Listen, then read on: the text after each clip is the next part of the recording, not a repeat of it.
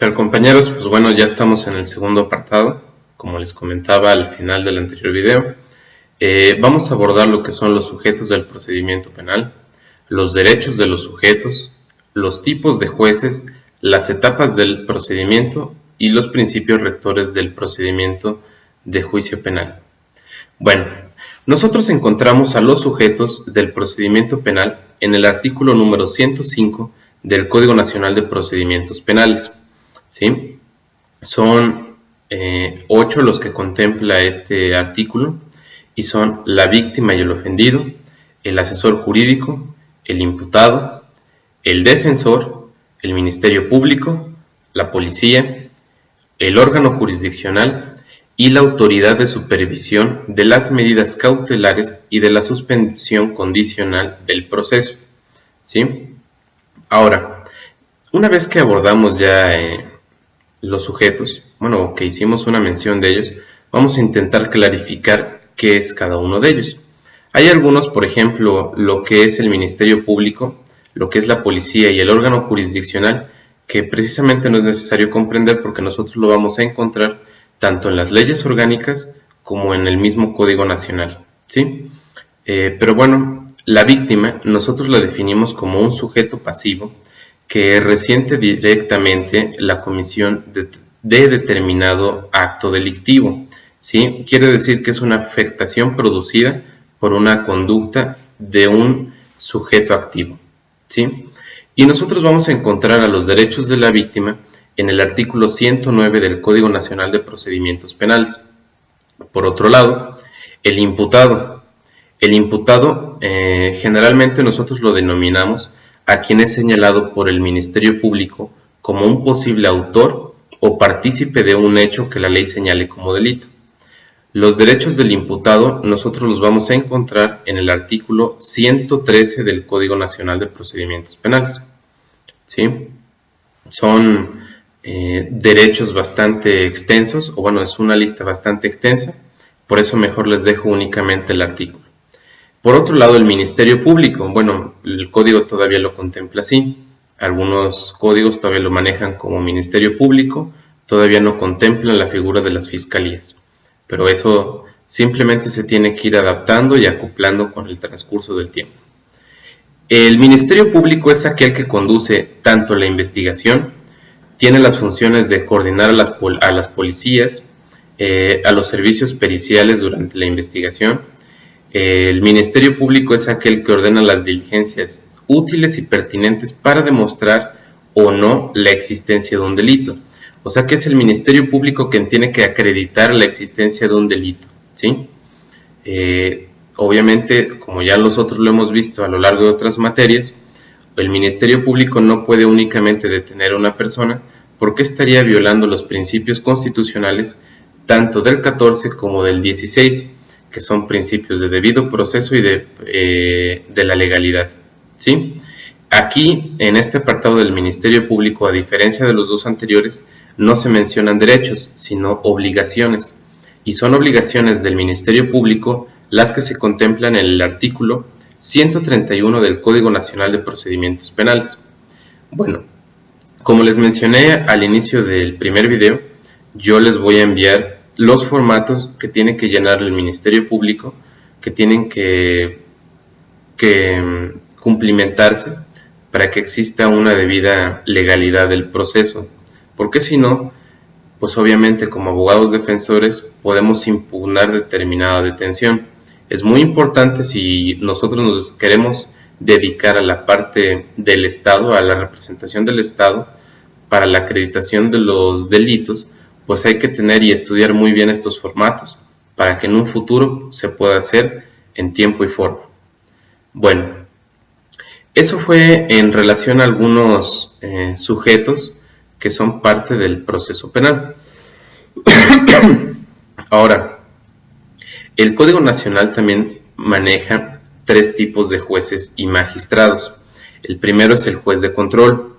Su competencia está reconocida por el Código Nacional de Procedimientos Penales y su situación de acción, sus obligaciones van desde el inicio de la etapa de investigación hasta el dictado de auto de apertura a juicio.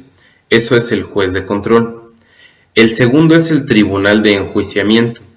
Es el que tiene la competencia para presidir la audiencia de juicio y es también la que dictará la sentencia.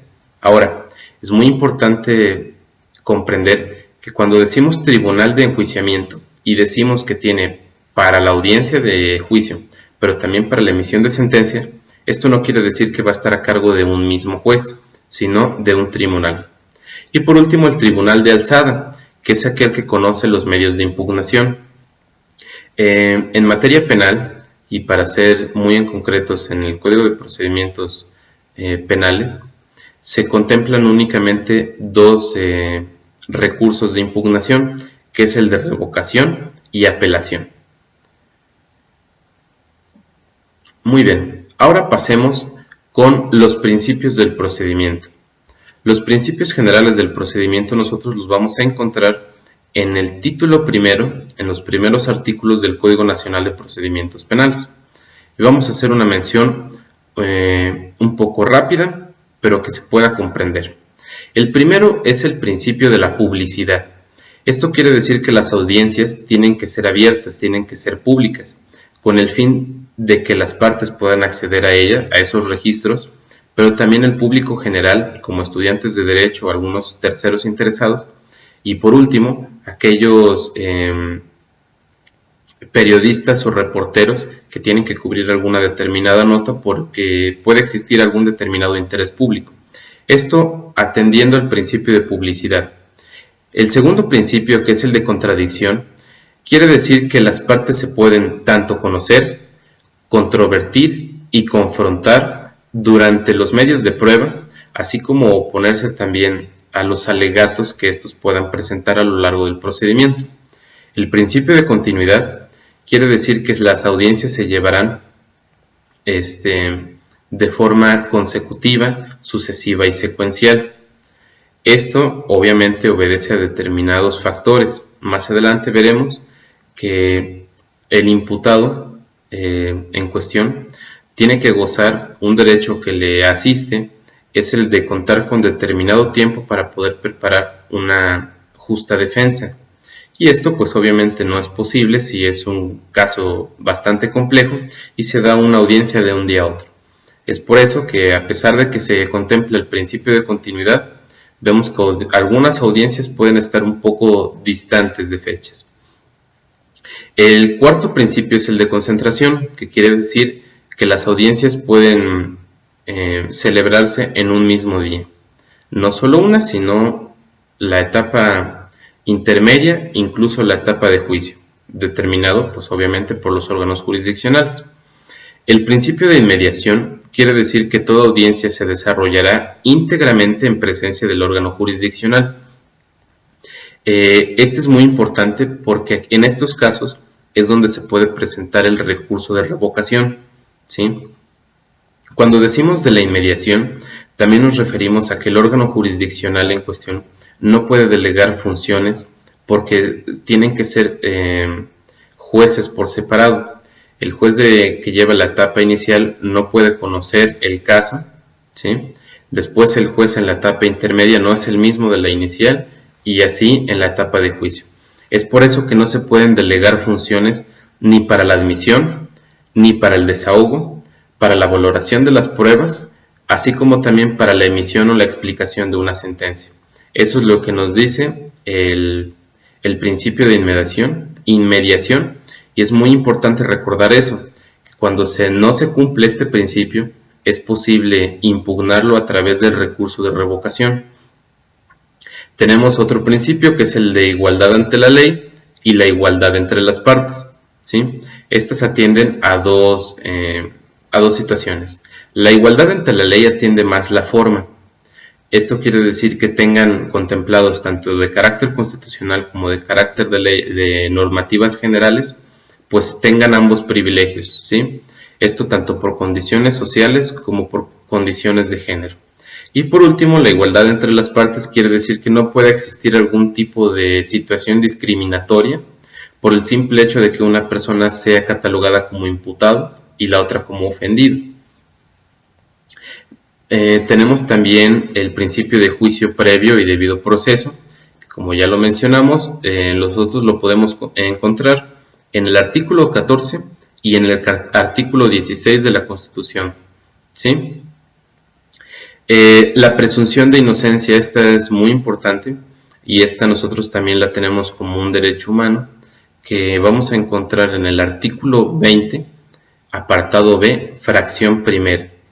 En ese artículo y en ese apartado y fracción es donde nosotros encontramos el principio de la presunción de inocencia, la cual dice que toda persona se presume inocente y será tratada como tal en todas las etapas del procedimiento, mientras no se declare su responsabilidad mediante sentencia emitida por el órgano jurisdiccional. Este principio también es muy importante porque también, si no se da el debido caso, si no se cumplimenta el debido principio, pues también es acreedor a un medio de impugnación, ¿sí? En el caso de que un juez pueda presentar determinada inclinación por situaciones moralistas o algunas connotaciones personales, pues también se puede hacer un recurso de queja ante determinados órganos, o también solicitar el recurso de revocación para que sea otro juez el que conozca del caso, pues se argumenta que esta persona privilegia en todo caso el estudio de caso presentado por la Fiscalía. Aquí también es muy importante porque si durante el proceso alguna persona se puede sentir agravada por determinados comentarios de carácter discriminatorio o intentar ofenderlo en situaciones así, porque una persona está intentando discernir entre si se acredita su culpabilidad de determinado hecho delictivo. Estas situaciones pues son muy comunes, ¿no? Socialmente nos dejamos guiar por situaciones de principios y no por situaciones objetivas. Entonces es muy importante para cuando se den los alegatos de apertura o los alegatos de clausura, presentar que existió algún tipo de violación al principio de presunción de inocencia. Y también tenemos la prohibición de doble enjuiciamiento, ¿sí? Que quiere decir o se traduce como que una persona condenada, absuelta o cuyo procedimiento haya sido sobreseído no podrá ser sometida a otro proceso penal por los mismos hechos. Estos son los principios que nosotros encontramos en el Código Nacional de Procedimientos Penales. Tienen otras palabras, yo se los estoy parafraseando de alguna forma que pudiera considerarse un poco más amigable y de mayor asimilamiento. Pero otra forma que también tenemos de ver los principios del procedimiento penal, pues son unos que yo propongo, que son, o que bueno, no propongo, es otra forma de catalogarlos que no están precisamente en el Código Nacional, que es la imparcialidad, la independencia, competencia, establecimiento legal previo del juzgador. También la presunción de inocencia, como ya lo mencioné, el derecho de ser asistido gratuitamente por un traductor en el caso de que el imputado no domine o no hable por situación natal el idioma del juzgador o del juzgado en cuestión. La igualdad de las partes, y también esto es algo que considero importante, la inadmisibilidad de las pruebas que son consideradas ilícitas. Por otro lado, es necesario abordar cuáles son los derechos que se deben respetar para el procedimiento penal. Hemos estado hablando de la forma de acreditar, de algunas formas de impugnación y de los principios, pero bueno, ahora vamos a ver qué derechos asisten durante todo el procedimiento. Encontramos primero el derecho de estar siempre presente en el proceso. Eso quiere decir que se me va a permitir defenderme y conocer de qué se me acusa. Después tenemos derechos de defensa, que estos a su vez tienen subdivisiones, ¿sí? El derecho de defensa incluye defenderse por sí mismo, contar con un defensor, se le comunique detalladamente y de forma oportuna la imputación y la acusación, la congruencia entre acusación y sentencia condenatoria. Como mencionaba anteriormente, la imperatividad de la norma es algo que se tiene que cumplir porque si no, no se va a lograr acreditar la culpabilidad del imputado. Aquí lo acabamos de mencionar, la congruencia entre acusación y sentencia. No se puede generar una sentencia mayúscula para un delito menor, así como su antípoda, no podemos generar una sentencia aminorada ante la comisión de un delito que puede ser considerado que atenta tanto con la seguridad nacional, que son de los delitos más graves, como también los que atentan contra la vida, uno de ellos el homicidio. Otro derecho de defensa es disponer del tiempo adecuado para preparar su defensa, disponer de los medios necesarios para preparar su defensa, ofrecer las pruebas y formular alegatos, así como su contraparte, que es conocer las pruebas, conocer los alegatos de la contraparte y poder contradecirlos, poder contestarle a estas partes, ¿sí? Ser auxiliado para que las personas que tienen la característica o la condición de testigos comparezcan a juicio. También tenemos el derecho de defensa a interrogar a los testigos, así como también a contrainterrogarlos, ¿sí? Eso es en lo que se refiere a un derecho de defensa. Otro derecho es el derecho de ser careado o el derecho de la confrontación.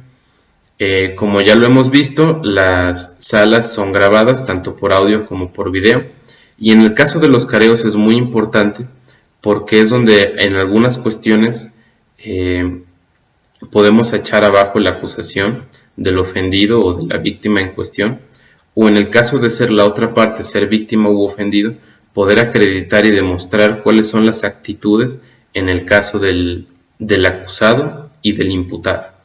El derecho a impugnar la sentencia de primera instancia son un derecho muy importante en el que contamos dentro del procedimiento penal. También tenemos el derecho a guardar silencio cuando se nos está deteniendo, y a lo largo de nuestras declaraciones también nos podemos reservar determinadas situaciones. El último derecho que me gustaría mencionar es el derecho a ser juzgado en un tiempo razonable.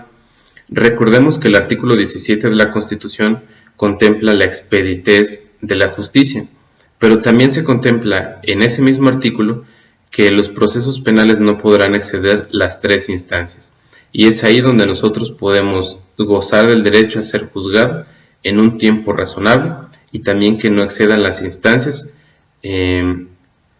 para ser juzgado, pero que tampoco se nos prive de acceder a otra instancia para continuar con nuestro debido proceso penal. Bueno, ahora vamos a pasar a un apartado bastante interesante que son las etapas del procedimiento, ¿sí? Las etapas del procedimiento son 3, que son la de investigación, la intermedia o la preparatoria a juicio y el juicio.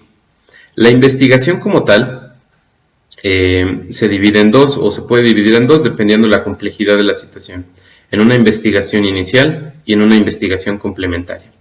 La investigación inicial inicia con la presentación de la denuncia, desde ese momento en el que el MP recaba la información del ofendido, de la víctima, así como también de los testigos y de los hechos. Cuando se da la querella u otro requisito equivalente. Y decimos que la investigación inicial concluye cuando el imputado es puesto a disposición.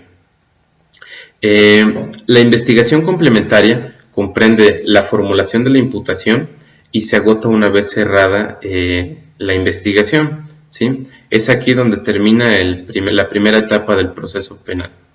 Por otro lado tenemos la segunda etapa del procedimiento, que es la intermedia o la preparatoria a juicio, que inicia con la formulación de la acusación y va hasta el auto de apertura a juicio, ¿sí? Durante esta etapa pues es donde se dan los hechos probatorios, los medios probatorios y demás, ¿sí? Y por último tenemos la etapa de juicio, que inicia con el auto de apertura a juicio y termina con una sentencia emitida por un tribunal competente. Ahora, ya hablamos de las etapas del procedimiento. Ahora vamos a ver las audiencias, que forman parte de lo mismo. La audiencia inicial tiene algunos puntos muy importantes que tenemos siempre que tener en mente, siempre que resaltar, y si somos litigantes o nos queremos dedicar a esto, siempre tener presentes. El primero es que durante la audiencia inicial se tiene que informar al imputado de sus derechos constitucionales y legales. El segundo es que se realiza el control de legalidad de la detención. Para eso, ya como les mencionaba, les pasaré los formatos en otro archivo. El tercero es cuando se formula la imputación, es cuando el Ministerio Público va a acreditar que esta persona entiende la consecuencia de sus actos. También encontramos como cuarto punto que se permite declarar al imputado. Dentro de la audiencia inicial también se resuelven las solicitudes de vinculación a proceso, se contemplan o se dictan las medidas cautelares y se define el plazo para el cierre de las investigaciones. Eso en lo que compete a la audiencia inicial. La audiencia intermedia, nosotros la vamos a encontrar como el ofrecimiento y admisión de los medios de prueba, la depuración de los hechos controvertidos. Esto quiere decir, el segundo punto, que ante la presentación de la denuncia, cuando una persona rinde su declaración, pues en todo caso se tienen que conglomerar determinados hechos para acreditar uno o varios delitos. Es aquí donde se da la depuración, es qué delitos se van a perseguir y cuáles no se pueden catalogar como tal. Por último, además de esto, en la fase intermedia hay que borrar un poco la idea de que todo es oral, porque existe una fase oral y una fase escrita. La fase escrita resulta muy breve, pues únicamente contempla la acusación que formula el Ministerio Público por la comisión de determinados hechos delincuenciales, hechos delictivos. Y la fase oral pues va a contemplar desde el inicio de la celebración de audiencia intermedia y va a culminar con el dictado de auto de apertura a juicio. Son dos fases que nosotros vamos a encontrar en la etapa intermedia. En la etapa intermedia, reitero, existe la fase oral y la fase escrita. La escrita es la acusación del Ministerio Público y la oral es la celebración de la audiencia intermedia y también la que va a dar paso cuando se dicta el auto de apertura a juicio. Ahora, algo muy importante es qué contiene el auto de apertura a juicio.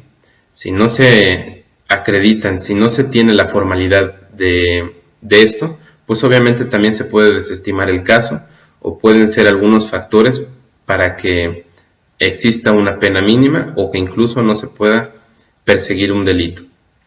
Y bueno, el auto de apertura a juicio tiene que contener el tribunal de enjuiciamiento competente para celebrar la audiencia de juicio, o sea, es al tribunal al que se remite, la individualización de los acusados, en el caso de que sea un autor o varios autores de un delito, o varios acusados o varios imputados, las acusaciones y aquellos hechos que sean materia de acusación.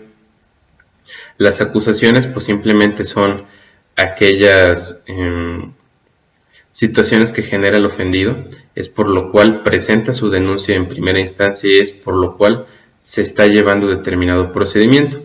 Y aquellos hechos nosotros los vamos a determinar como los que obedecen a situaciones de circunstancias por hecho, tiempo, modo y lugar.